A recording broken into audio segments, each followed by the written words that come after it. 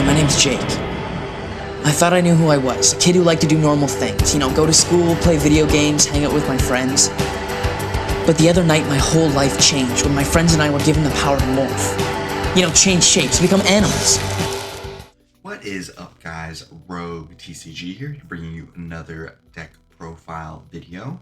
This is going to be my Mutant Advantage Thunder Dragon list. It's going to have mutants, it's going to have Thunder Dragons, it's going to try and combat the meta as much as possible. Just a note, this deck does kind of lose to Unchained, because Unchained doesn't really care about any of our types of interaction.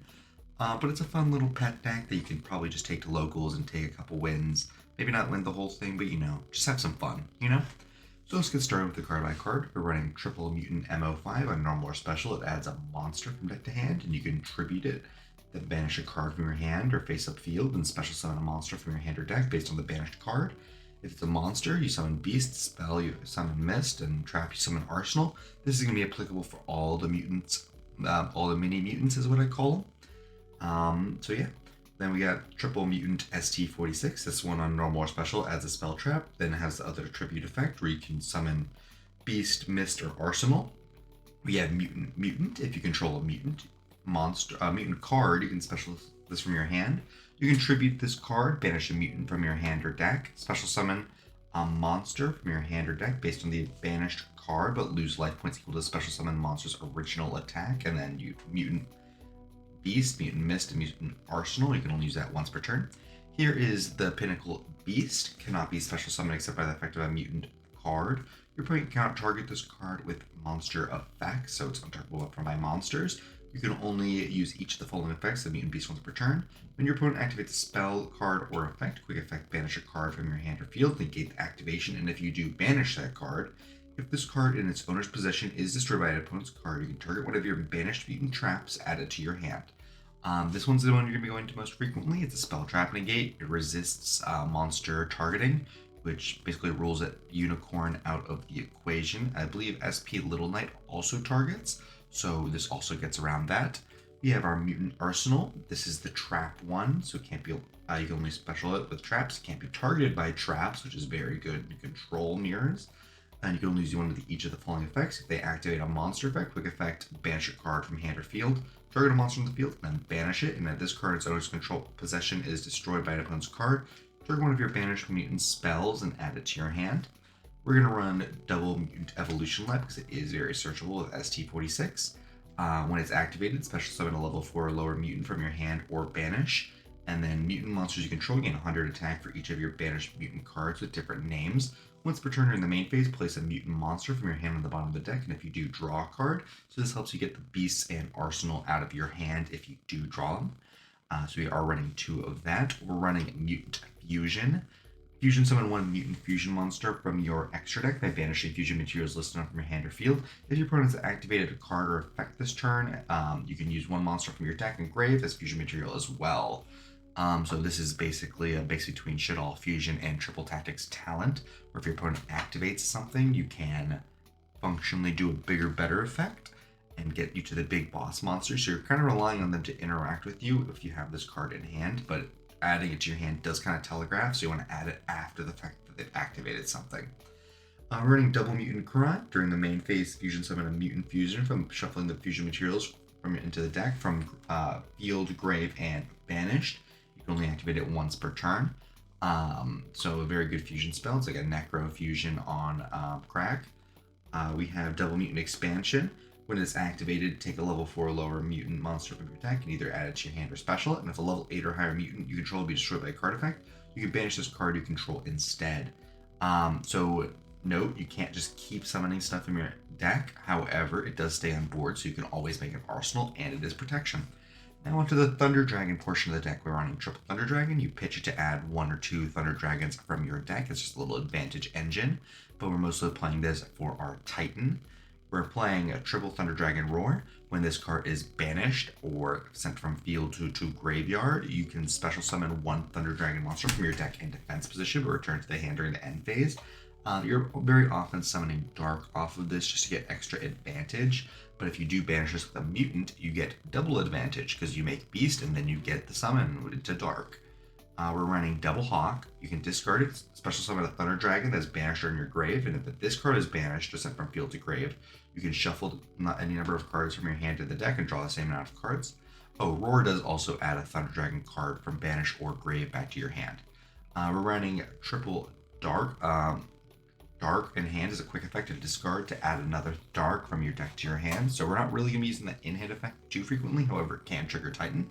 And then if this card is banished or sent from field to grave, you can add a Thunder Dragon card from your deck to your hand. Very frequently, it's going to be Fusion or Hawk. For hand traps, we're only running 3. We're running Triple Dimension Shifter because we want everything to get banished, so why not run it into a graveyard-centric metagame somewhat. Triple Pot of Extravagance, we don't really care too much about our extra deck, and we can run triples of all the cards we do want to always have.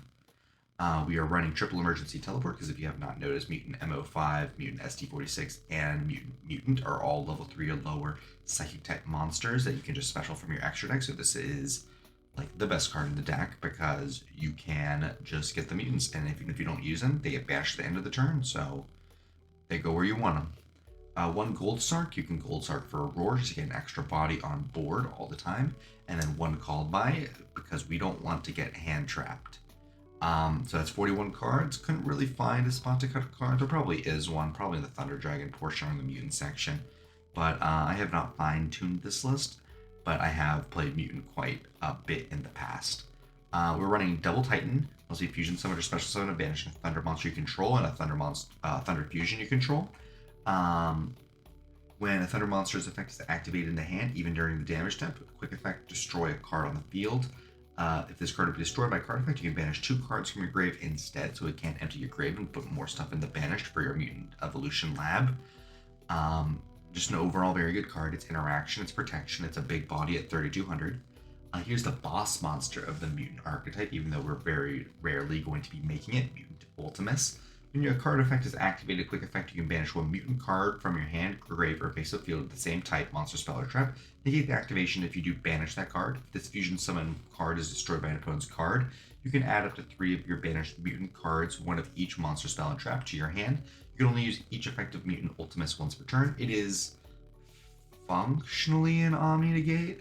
It's a very specific Omni Negate where it requires you to have the resources either field, hand, or grave in order to banish it, and it has to be of the mutant variety, which is going to be a little bit difficult because we are a little bit low on mutant spells. However, Mutant Beast does kind of cover for it in the case where you are able to negate spells via him. But it does require 3 level 8 or higher mutants, so either you're using Beast, or Arsenal, or our next card, Mutant Synthesis. This is what we're most frequently going to be summoning off of Mutant Cry.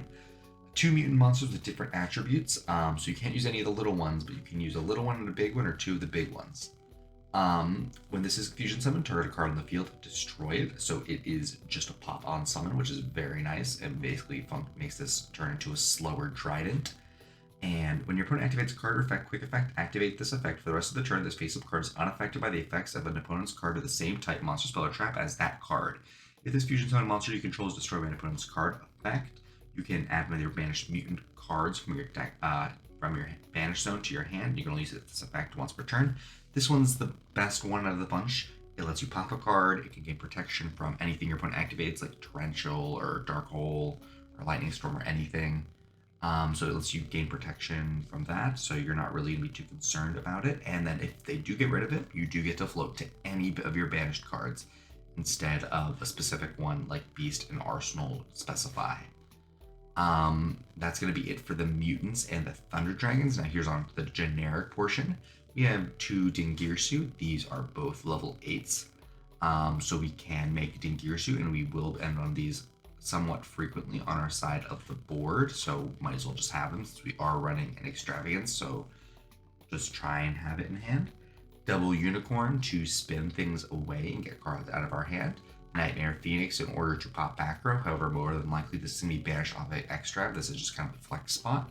And then Triple Cross Sheep. This deck kind of lives and dies by the Cross Sheep, as I found, in the specific play style that I play, where you basically play fusion control, where you always have a Synthesis or an Ultimus or a Titan pointing to the Cross Sheep, and every time you summon one, You can summon a mutant straight from your grave because they do tribute and send themselves to the graveyard in order to summon the mutant from the deck, which means they're going to go right to grave, and Cross Sheep can trigger on your opponent's turn. If a fusion is summoned, let's say for example off Mutant Cry, you can then special an ST46 and search on your opponent's turn. That's the name of the game, searching as much as possible all the time.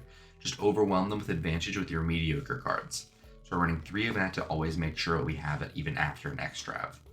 Onto the sideboard, this isn't an actual definitive sideboard, this is more just a different play style instead of the Thunder Dragons, because this Thunder Dragon list is a bit inconsistent just due to the aspect of Thunder Dragons and not having Colossus. If we did have Colossus, this deck would be a lot more powerful than it really is right now, but that's completely fine. We're running triple summon limit in the sideboard. You really only get to summon twice, one of the mutants and then the big mutants. The sideboard is designed to just side all the Thunder Dragon stuff out and just put all the stuff in when you know you're going to be going first, because the Thunder Dragons are a little bit better going second than going first. Just because they provide a little bit more insulation and just adding more effects your opponents have to interact with. So triple summon limit. Triple there can be only one because all the mutants are like Psychic, Beast, Machine, Psychic. Well, the big ones are Psychic, but you know. Triple Macro Cosmos because you can play under it and they most likely cannot. Triple Dimensional Fissure, same concept. This one's a little bit nice because it lets your spells and traps go to grave, so you can like use your graveyard effect of Thunder Dragon Fusion when that one's up, and then Triple Nibiru to try and curb Unchained a little bit. That's gonna be the deck profile. This deck plays fairly fun. I might make a in-person deck profile, not a Thunder Dragon variant, but of a different variant, and if I do, you'll be seeing it on the channel within a month or so. But thank you guys so much for watching, and I'll see you all next time.